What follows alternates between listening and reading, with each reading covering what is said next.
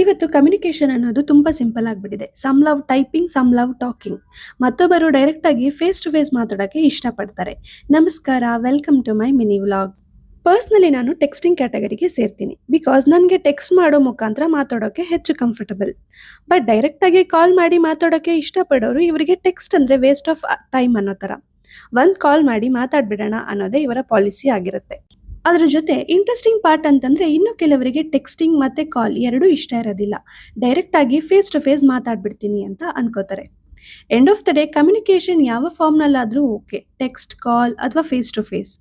Sincerity, transparency ಇಟ್ಕೋಬೇಕು. That's what connects to heart. ಇವತ್ತಿನ recipe baingan bharta ಜೊತೆಗೆ ಚಪಾತಿ. ರೆಸಿಪಿ ಇಂಟ್ರೆಸ್ಟ್ ಅನ್ಸಿದ್ರೆ ಡಿಸ್ಕ್ರಿಪ್ಷನಲ್ಲಿ ಡೀಟೇಲ್ ಆಗಿ ಕೊಟ್ಟಿದ್ದೀನಿ, ಒಂದ್ಸಲಿ ಚೆಕ್ ಮಾಡಿ. ಮತ್ತೊಂದು ವಿಡಿಯೋದಲ್ಲಿ ಸಿಗೋಣ. ನಮಸ್ಕಾರ.